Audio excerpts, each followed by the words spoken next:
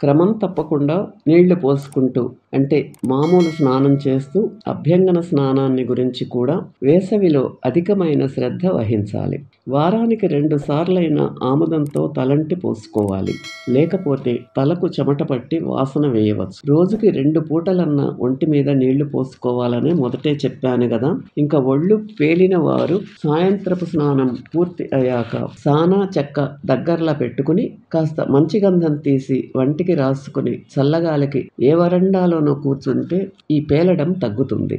అదిగాక తాపం తగ్గి చల్లగా కూడా ఉంటుంది. మంచి గంధమే కాక పన్నీరు, ఉడుకులాం లాంటివి కూడా వాడవచ్చు. ఒక కప్పులో కాసిన నీరు పోసి 4 చుక్కలు ఉడుకులాం గాని పన్నీరు గాని వేసి వంటికంతా రాసుకుంటే కూడా మంచిదే. సాయంత్రం స్నానం పూర్తి అయ్యాక వంటి నిండా పౌడర్ రాసుకుంటే హాయిగా ఉంటుంది. రాత్రుళ్ళు ఇంట్లోనే గాలి లేకుండా బాధపడుతూ నిద్రపోకూడదు. అలా అని ఆరుబయట పండుకోవటం కూడా అంత మంచిది కాదు. ఆరుబయట నిద్ర కొంతమంది తత్వానికి పడదు. అందుచేత వసారాల్లో గాని దక్షిణ వైపు కిటికీల వద్ద గాని పండుకుంటే శరీరానికి ధారాళంగా గాలి తగిలి వళ్ళు పేలటం మొదలైనవి సంభవించవు. కొంతమంది ఫ్యాన్ వేసుకుని నిద్రపోతారు. కానీ అది కూడా అట్టే మంచిది కాదు. ఫ్యాన్ వేసుకున్న అరగంట దాకా బాగానే ఉంటుంది. కానీ ఆ పైన గాలి వేడిగా వస్తుంది. కాబట్టి ఫ్యాన్ వేసుకోవడం అట్టే మంచిది కాదు. ఒకవేళ ఫ్యాన్ వేసుకున్న గదిలోకి గాలి ధారాళంగా వచ్చే పరిస్థితుల్లో అయితే పర్వాలేదు. సెగ్గడ్డలు ఈ కాలంలో సర్వసాధారణంగా చాలా మందికి వస్తాయి. ఇవి ముఖం మీద వస్తే చూడటానికి చాలా అసహ్యంగా ఉంటుంది కూడా. ఇవి రాకుండా జాగ్రత్తగా కాపాడుకోవాలి. అసలు ఇవి ఎందుకు వస్తాయని మీరు ప్రశ్నించవచ్చు. జిహ్వ చాపల్యం వల్ల.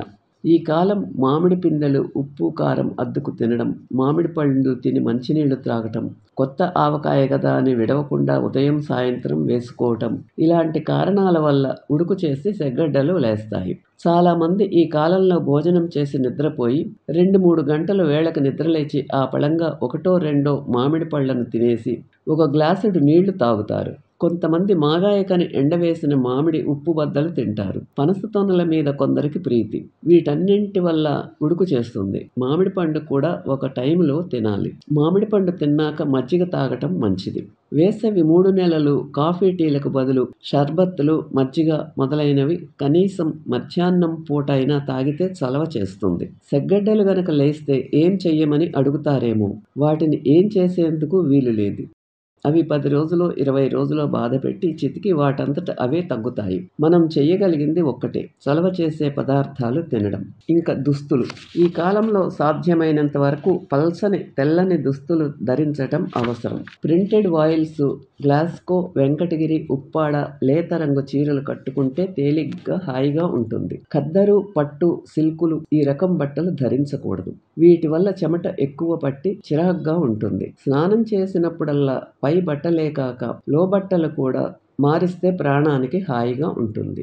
ఈ వీడియో మీకు నచ్చితే లైక్ చేసి, షేర్ చేసి, సబ్స్క్రైబ్ చేయండి. మిగతాది రేపు వీడియోలో తెలుసుకుందాం.